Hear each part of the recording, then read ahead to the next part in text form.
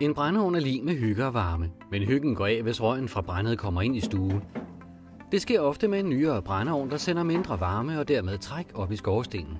Bare spørg Lars Willemar. Det var sådan, at før draftboosteren, der tændte vi ikke altid ovnen op, når det var blæsvejr, fordi det slog ud. Og i særdeleshed, når man endelig havde fået gang i det, når man skulle genfyre, så kom der altså røg ud i stuen. Uden tilstrækkeligt med træk i skorstenen var det svært for Lars og hans kone at få tændt op. Heldigvis fandt Lars løsningen. En draftbooster røgsuger. Før draftboosteren, der kunne vi godt føle, at nogle gange så gik forbrændingen i stå. Nok fordi, at den sikkert er energivenlig på mange områder, men den manglede lige det sidste til, at vi havde det rigtige træk i skorstenen. Den er nem at installere, og med 5 meter ledning er den klar til at blive sluttet til en stikkontakt. En draftbooster røgsuger giver øjeblikkeligt virkelig godt træk i skorstenen og kører optændingen til en leg.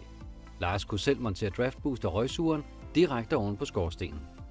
Det var jo egentlig så simpelt, for der var jo 4 ben, som bare skulle spændes i den rigtige størrelse i forhold til vores nuværende skorsten. Så det var faktisk ikke noget problem. Det var det ikke. Det var i hvert fald mere simpelt, end jeg havde regnet med. Så nu går optændingen let og uden røg i stuen. Der må man nok sige, at draftboosteren, det synes vi i hvert fald, at den har bestået sin prøve. Bålet bygges op, draftboosteren tændes via fjernbetjeningen, og så sættes der ild til optændingsblokkene. Færdig.